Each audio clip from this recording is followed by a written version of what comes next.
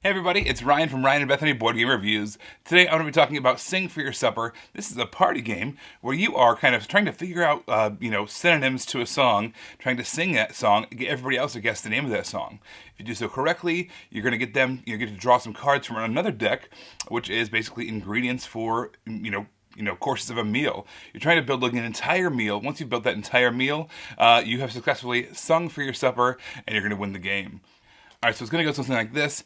I'm going to draw one of these yellow cards. It's going to, give me an idea of what a song is about, kind of giving me synonyms. I'll just kind of read it off to you. Hello, gloominess, my aged buddy.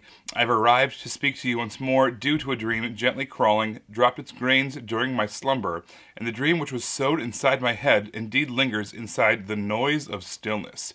So those bold words there, that indicates that's something that's kind of tying into the name of the song. So if you haven't guessed it already, what they're trying to get you to do is sing the sound of silence. And so it's going to give you some clues like what decade it was from, what genre of song it's from, and then obviously the words themselves in kind of a weird way. So then you have to, as the person who drew the card, have to figure out what song they're talking about, and then sing that song accurately. You're going to go around the table, ask everybody what they thought the song title of what you sang was. And if they guess it correctly, you guys are both going to be able to draw some of these ingredient cards. So those are all these red-backed ones. And there, what you're going to find is different meals that you're trying to build. So things like soup. In this case, this particular soup, tomato bisque, requires a veggie and a dairy. So then you're going to try to draw cards from this deck in order to get those ingredients, a veggie and a dairy. If you've done that successfully, you have made that course of the meal. You are trying to get 4 parts of the meal. You're trying to get either a salad or a soup. And then you're trying to get, a dessert, obviously. You can't have it without a dessert. You're trying to get an entree, and what's the last thing? I'm just screwing that up. Oh, an appetizer, of course. You gotta start the meal off with an appetizer. So once you have those 4 portions of the meal done and all the ingredients that go along with them, you've won the game. So basically, it's kind of combines those party game elements with a set collection, which is kind of interesting. So I guess my thoughts on the game are, I'm not a party gamer, so it's hard for me to say this objectively, but out of the party games I've played, this is one of the ones I want to play the least often. This is a game that I'm never drawn to. I'm never going to ask for this. This is not a game that anybody else asks for in our group. Basically, it puts everybody on the spot. You're required to figure out what a song title is, and then you have to sing it in front of everybody. Now, if you're a full group of performers and people who know, song titles really, really well, and you're outgoing, you have no problem being out in front of everybody and singing loudly and incorrectly sometimes, because you don't really know what the words are.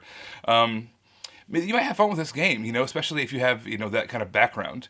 But what I found is not everyone has that extroversion that they want to be out there in front singing. So that game can be kind of a struggle for those kinds of people.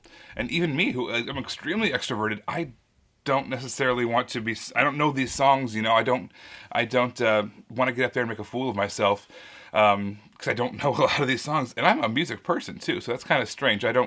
It's hard, I guess I'm my music, and they won't expect you to know all the top 40. And I'm not a top 40s kind of a guy. Especially from the past 60 years or whatever. I don't know songs from the 60s. I don't know songs from the 70s. The rulebook does say, it's nice to play with people from a wide category of ages. So that way, especially if you play the team version of the game, so that way you can kind of help along with that. But still, I found that the fun was all had in the singing part of it. The set collection part of it just seemed to kind of drag it out a little bit longer than it needed to go. So, there is some fun to be had here. It's a pass for me. It's a pass for our group, I guess, as well. But we did, still have some fun, especially with those song cards. So like, I don't know, just picking one of these and trying to make it struggle your way through it. Just that by itself is kind of fun. So, if we do it, it's just we do that part. We just do the card part of it and just have some fun with that. Playing the whole round, trying to collect the meal, trying to do all that set collection felt like a lot of work, and it really kind of dragged the game on longer than I really wanted it to. Especially when you're drawing cards that aren't helping your exact dishes. So yeah, it's a pass for us, but if like I said, if you're an extroverted group who wants to, sing loudly and have fun, it's worth checking out. Sing for Your Supper, party game. That's our thoughts on it. All right, be sure to subscribe. You can find us at Ryan and Bethany Board Game Reviews. We are under Facebook under that same name. We are on Instagram at Ryan and Bethany. We're on Twitter at Ryan and Bethany1.